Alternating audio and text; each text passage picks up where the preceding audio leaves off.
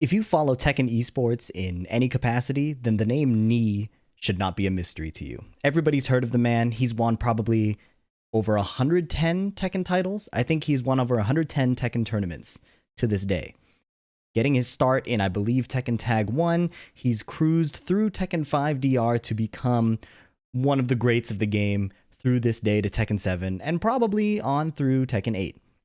Now, Knee's been talked about to death, but one of my favorite analyses on Knee is this video. I keep pointing it the wrong way. This is new to me. Is this video. Knee's legendary jab. If you haven't seen this, go check it out. Just Google that, Knee's legendary jab. It's an analysis by PhiDX. I also do a review on it that you can check out if you like, where we go over basically, I said we. PhiDX goes over the depth of how good Knee is at using his jab to change the way the opponent plays entirely. Now, many people thought, well, that's old school. That's Tekken 5. Can you really do that nowadays? Well, you clicked on this video, so you know the answer to that. This is a match I had with Knee in Tekken 7. We played a 1-to-5 Noctis versus Feng. I've started telling this story a million times, but if this is the first time you're watching me, I gotta tell it again. Knee came down in November to the US. There was a Tekken 8 showcase, so it wasn't quite a tournament, it was more an exhibition where all the past 7 EVO champions from Tekken 7 competed in a Tekken 8 event. And because they were here so long in the US, and because it wasn't a super serious tournament, my thought was, why don't I just go to their hotel, set up my stream, and see if I can get them to play games with me? It's not like they're resting, you know, like they're probably really bored if there's nowhere to go around. So maybe I could just play some Tekken with them.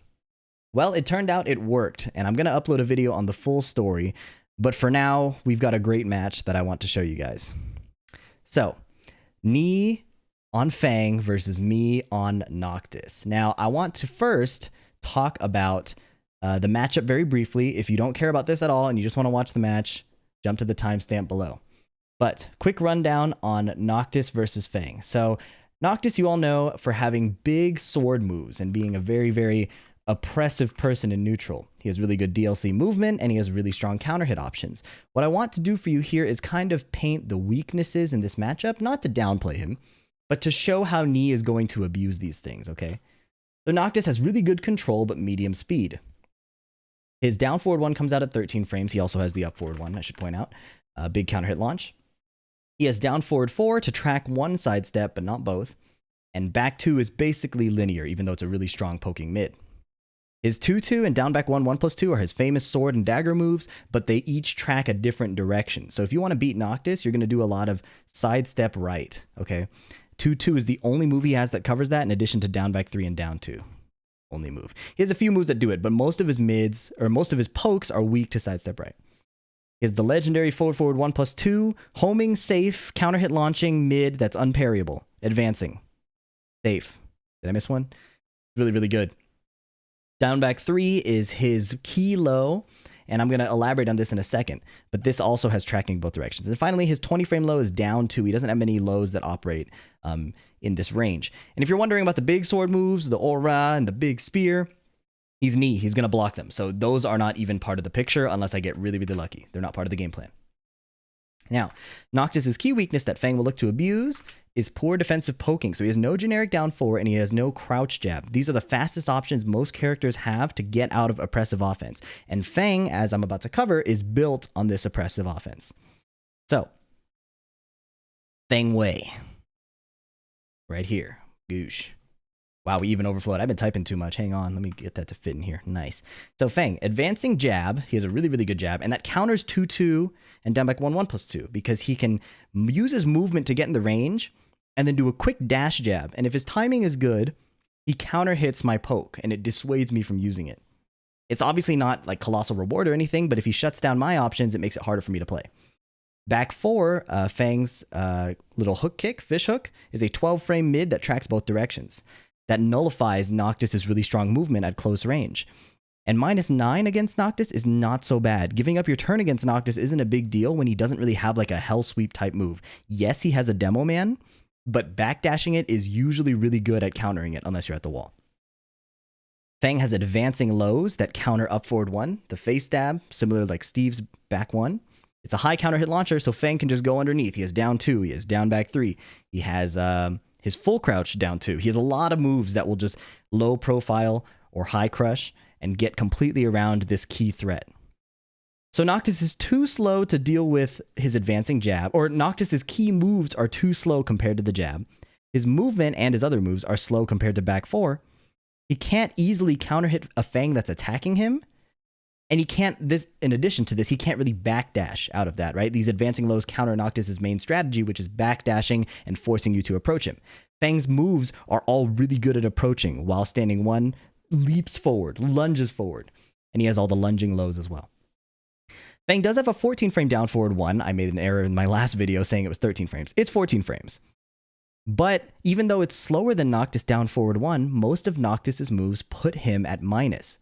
That means Feng has time to throw it out. It doesn't really matter too often that it's 14 frames versus 13 frames. And even if he's jousting in neutral against Noctis' 13 frame down forward 1, you just have to be 1 frame faster. This sounds like a meme, but it's not. And Feng gets a lot of +1 situations and advantage situations off of his lows, his jab, hitting a back 4, things like that.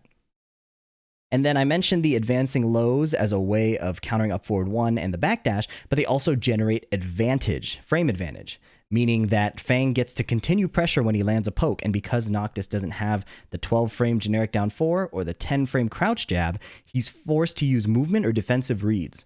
And if you're playing against a player who's better than you, then it gets really difficult to continuously be correct. Not to mention that I play Tekken 7, which is less of a read-heavy game compared to the old games, right? Where Ni was making reads constantly over and over again. Again, check out that video, Ni's legendary jab, if you want to see that. Thanks again for sticking through the analysis. We'll get into the matches right now. If you enjoy this kind of content, please leave a like. That's really helpful. And let me know in the comments if you think I missed something. Let's get into the match. Long first to 5. I have to turn down the volume because my subs were dropping a bunch of alerts constantly. But it's mostly arcade stick noises anyways. We weren't really talking when we were playing. And I'm going to try to avoid pausing and rewinding too much because it is a full first to 5. But as you can see, Ni is playing really, really quick pokes. These advancing lows are coming into play here. I'll do a quick rewind here. Look at this. Generic down 4, back 4 to control my movement. 1, 2, 1.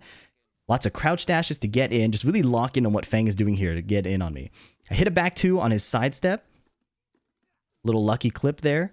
And I start kind of flailing, right? But he whiff punishes with 1, 2, 2. I'm playing down forward 1, trying to control his advance forward. Playing my 1 jab. That was a misinput. And now he's just spamming the down 2 because he knows up forward 1 is my counter hit opportunity, right? And because he's been playing the jab so up close, I can't find my forward 1+2, my mid check, right? The mid counter hit launch. And look at this play here. He eats the back 2 and just does sidewalk right 1, 2, 2. This is going to be a pattern. Despite Noctis' advantage, defenders can continue to move in most situations if it's a quick step block or a quick step jab, right?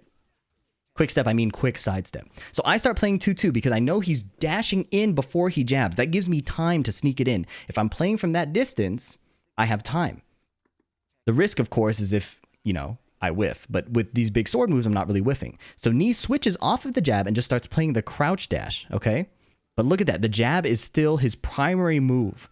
And I know it doesn't look like a lot now, but the more data he gets on me as the set goes on, this jab starts getting ridiculous, okay? One jab. Look how much damage off off just the 1 jab and the back 4. He's not using those advancing lows because he doesn't have to. There, I clip him. This was gotta highlight my little small moments. They don't come very often. 1 jab stuffing the headbutt. He sidesteps to the left. My down forward 1 will track that way. I rip the extension because he has no rage, so I'm not really afraid of taking the punish here. And I'm on the board, 1-1. Now I'm playing my down forward 1, and he plays the low immediately. Now he's just crouch dashing in my face and jabbing. The crouch dash is to induce me to hit a button, probably a 2-2, because again, my jab is going to whiff because it's high. My up forward 1's going to whiff. So I either have to down forward 1 or 2-2 him. And if he can induce me to do that with his crouch dash, just his movement, then he can jab me. Look at how I took all this damage. Quick rewind here. That was 30 seconds of a lot of moving around, but look at how he actually hits me. Down 2, 1 jab. He's trying to 1 jab again, and then he just blocks. 1 jab again. 1-3, okay.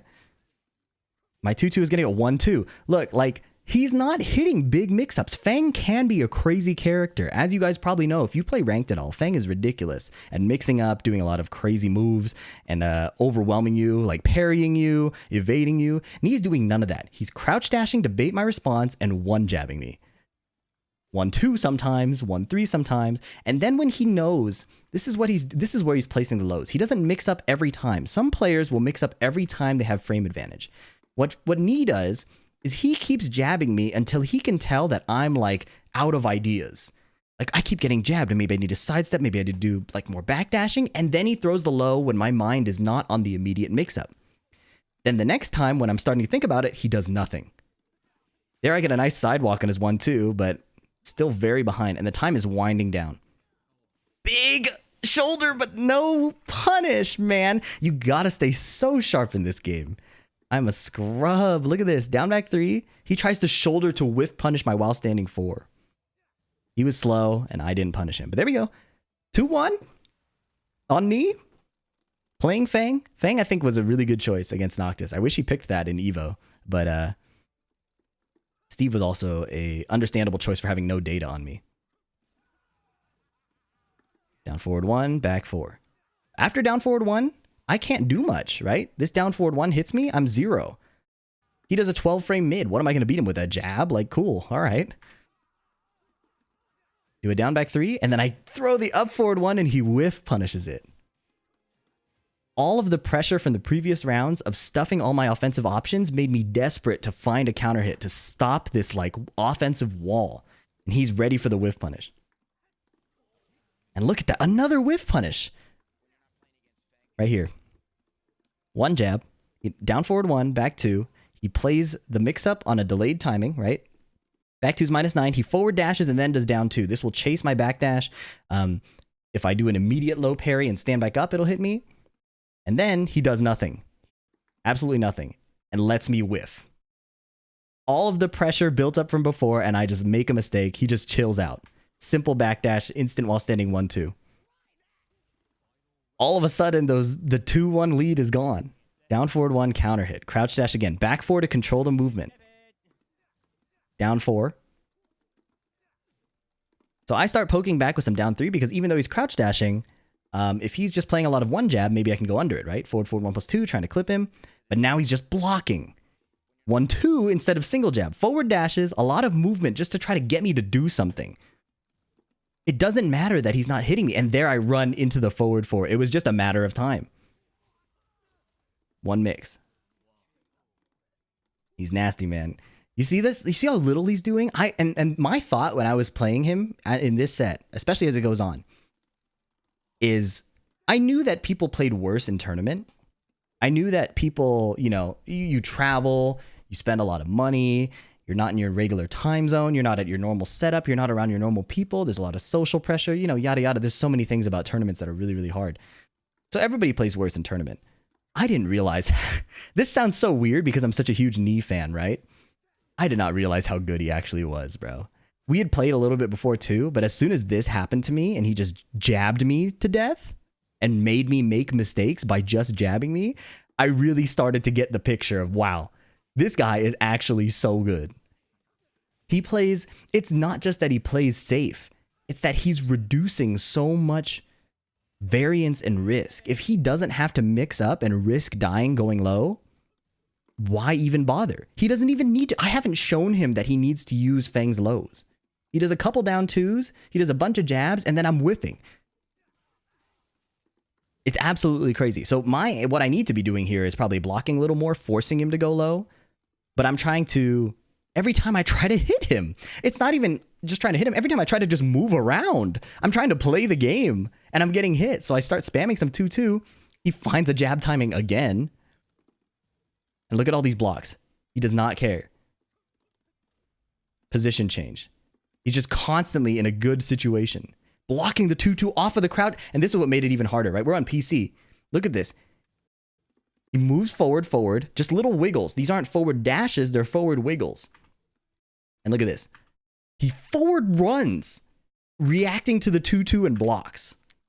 Reacting to Noctis changing his position, I should say. It's not a reaction to like, this is a mid. It's like, I'm moving forward, and as soon as the other character model twitches, he stops. Oh, look at that. I got a knee jab. Here we go. He's moving at me. He's moving at me. I jab him out of the rage drive. Forward 2 because I'm getting antsy. Break the throw. Now my back's to the wall. 10 seconds. I whiff again. This dude is ridiculous, bro. What did I whiff? I whiffed a jab. I whiffed a jab. I'm in the air. I'm dead. This is such a good choice to do the low. Launch punish doesn't matter on last hit, right? So why not just pick the low that has really good tracking? I can't backdash or like evade, and I definitely can't like clip him with my jab. He picked the perfect time to do the down back 3. I remember in this moment being so shocked, like, bro, what is happening? I can't find a window to hit him. Look at the one time I thought, okay, he's going to stop jabbing. He's just going to backdash or do his little block thing. He hop kicks my forward movement.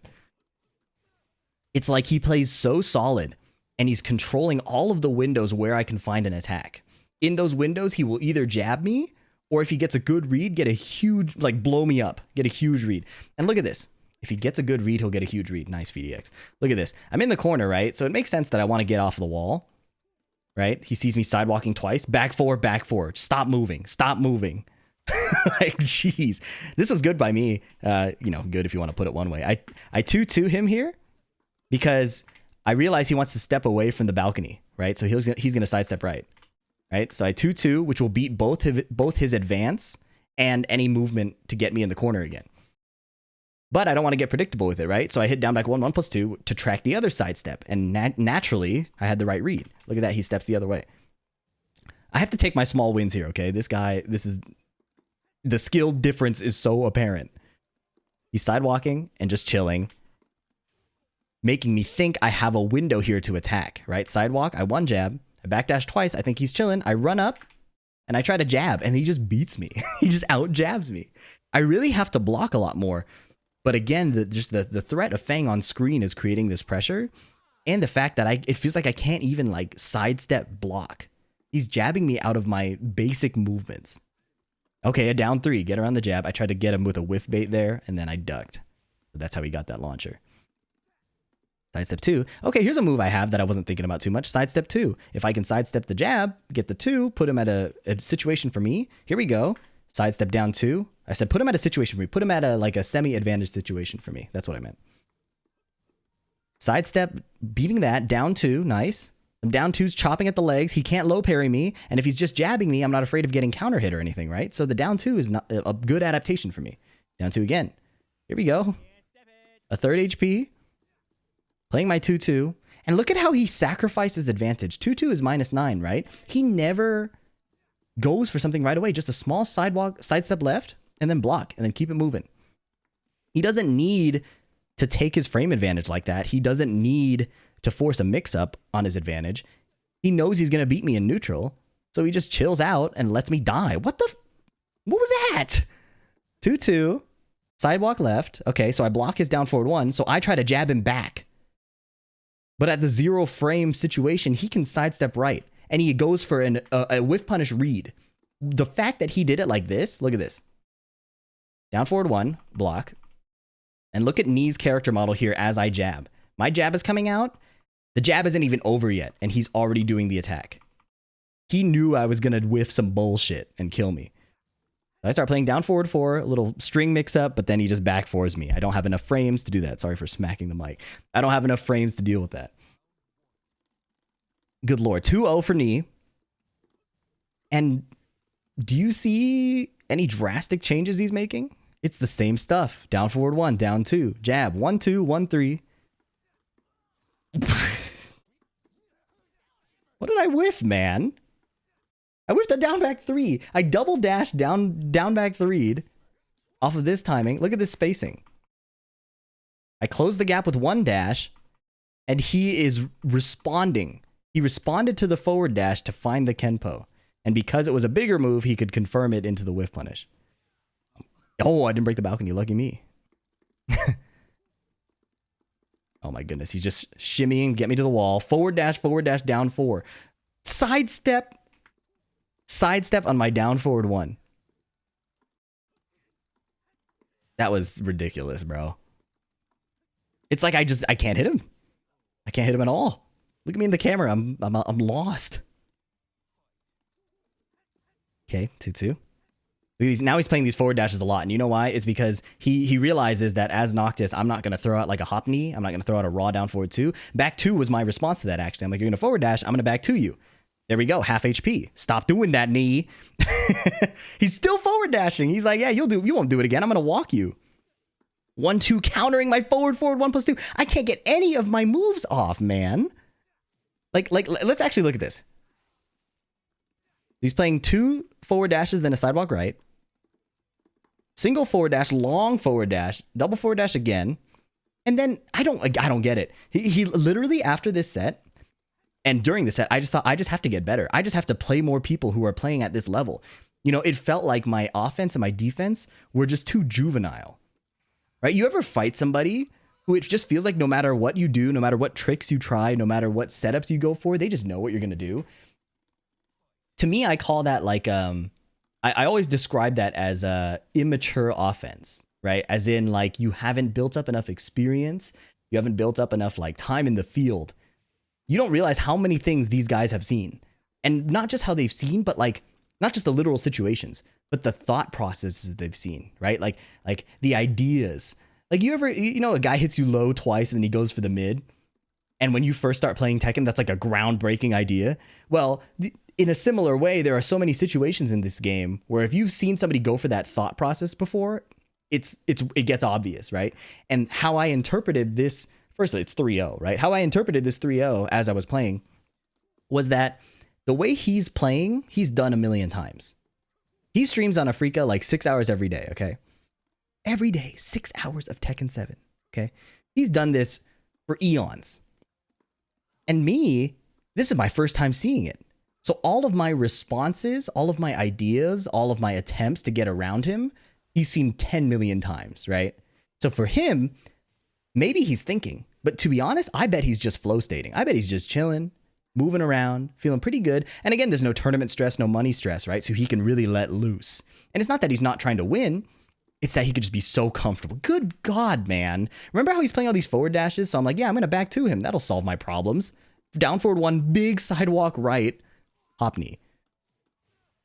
It's like, as soon as I'm like, wait, maybe this will work, he's got the counter locked and loaded. Cut him in the legs. Yeah, like this set was so instructive in understanding the skill gap, the Tekken skill gap. And I'm not going to get too doomer in this video, but I'm hopeful that Tekken 8 allows for this kind of skill gapping. You know, some people will call it gatekeeping. Some people will call it like not respecting people's time or like trying to trick players. I don't know. There's a lot of complaints I hear, but to me, this is so cool. This is so cool that I paid $6 for a character that's supposed to carry me. And yes, Feng is really, really good, but he's not doing a lot of Feng stuff to beat me. He has a jab, is 0 on block down forward 1. He has his movement. And when he gets a good read, he'll blow me up. But the read was earned like 40 interactions ago. You know what I'm saying? So this is ridiculous. Let's look at the match again. I went on a little rant there. He's still playing the 1 jabs. I'm getting a bit more of the back 2s where my damage is coming from. And I try that up forward 3. Again, just trying to stop him from just moving forward into me. 1 jab, down forward 1. Keeping him at the wall. Look at how much we're moving, man. This is so cool. Forward dash, forward dash. He's trying to bait the back 2 out of me again, because even though he eats that, the next time he'll understand when it happens. So there's the side steps right. It'll beat my next back 2, so I have to be super careful. Look at me. I'm low-key a genius here. Hang on. Right? We both step the same direction. That's on purpose, because I don't want my move to whiff. Unfortunately, I didn't expect him to do it again. Right? I walk with him, 2-2 follows him. I try to 2-2 again, he just walks it. That's what I mean by juvenile, right? Like, I'm like, I did it first time. And he's like, oh yeah, what about this? You know, what will you do about the second one? More forward dashes. And this isn't necessarily me playing scared. I didn't feel scared because it was very low stakes. We were playing first to 5. I was gracious. He even came to spend the time with me. He walked my back 2 again. This isn't me playing scared. If anything, this is me being extra brave, trying out new ideas I've never tried, trying to come up with answers that he's presenting. And I am so like appreciative of him spending all this time like sweating, like he's trying, right? He's not like sandbagging because I'm so much worse than him. And look at him, he laughed because I whiffed again. He just walked off the wall calmly despite my homing and tracking moves, and once I whiffed the forward 1+2 that mattered, he was ready. I appreciated that he was trying so hard. He was sharp. He wasn't just trying to gimmick me or just abuse the same thing. Well, he was kind of abusing the same thing, but it was like what he would play in a solid manner anyways. 4-0. Back 4 whiff. I need to whiff punish that, but I'm glad we actually got to play on PC too, to really see the extent of his reactions and his coverage movement and things like that. You notice that when I forward dash to try to track him, he's still blocking by the time my move comes out. His movement is so precise to cover defensive options and make it so hard to hit him. One theory I've talked with a lot about really good players that play this kind of style, I'm talking like speed kicks from NA, glaciating from NA. This style of play is built on maintaining an advantage state as much as possible. If Knee isn't doing big moves, he can't get counter hit. If Knee is just moving around and blocking, he can't get poked by my slow moves on PC. And if he's just jabbing, he'll interrupt most of the moves I'm doing and put himself at further advantage. And with that repeated advantage state, the worst player tends to make more mistakes. And that's where he's finding these sidewalks and these whiffs, right? He's maintaining advantage and challenging me to not fumble, basically. And as you can see, there are many moments where I fumble. But that's what makes the experience so valuable. Like, look at that duck on my up forward 1. That had to be a duck on my up forward 1. Like, what else am I doing? What other high am I doing at this range? What other high am I doing at that range? I don't think he was like fully confident or consciously present that he was looking for that. Because had he had like a super strong read, he'd probably launch it. But I think that duck was horrifying. I remember like sweating, like, oh my God, he got me. I think I got counter hit or I just didn't block. I got counter hit.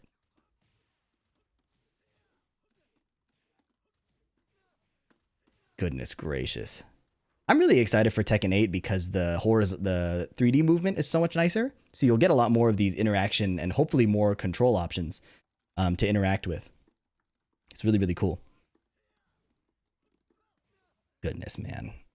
And now the longer this goes, the more obvious my retaliation timings get. Remember, again, I talked about holding that advantage state.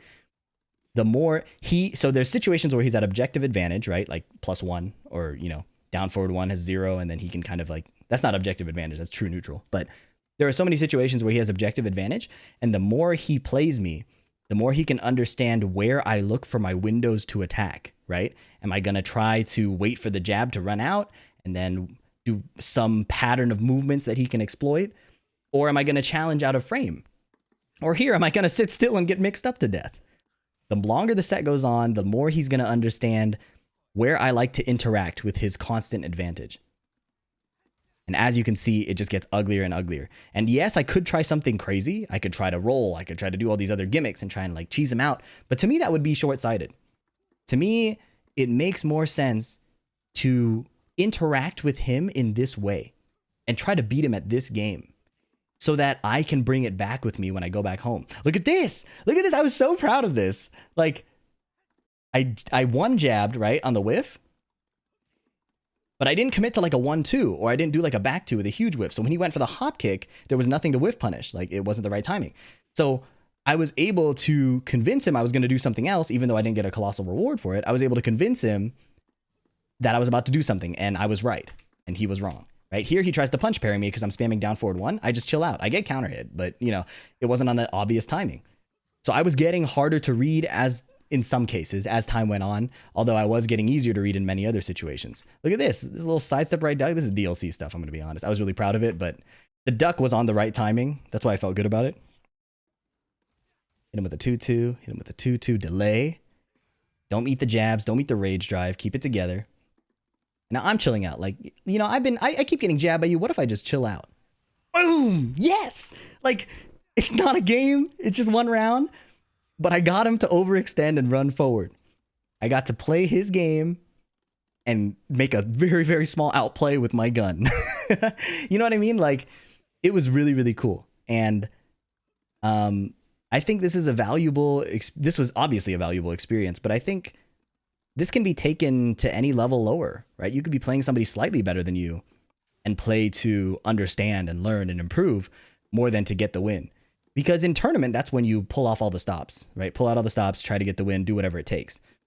But in these kinds of training sets, it makes sense to try and like develop skills, no? Like I loved interacting like on this level. It felt like I had to get better in order to beat Knee. Because if I stayed the way I was, he would download it and it would be hopeless. And yes, he just 5-0'd me. But I don't know if you guys saw, could you see the little moments where I was starting to figure things out? Yes, he was one step ahead, of course. But that was so cool to me. This video was such a pleasure to look back on. I haven't watched this back since that trip in November. Again, I'm going to put a video up about that crazy story, but hopefully you guys enjoyed the ride with me. This was so fun to make. Yeah, I don't know if I have much else to say. It was put on display on the screen. That jab went crazy. He never even had to do these poke pressure lows or advancing lows. He just stayed on this level of moving and jabbing. Absolutely incredible. Check out that other video, Knee's legendary jab by Speed Kicks. I'll put the link in the description. Get some context on how good this guy has been for so long. Leave a like. That'd be great. Leave a comment if you have something to say. If you don't, leave an emoji or something. It really helps a lot. And subscribe if you want to see more. Thanks so much, you guys. I'll catch you in the next one. Peace.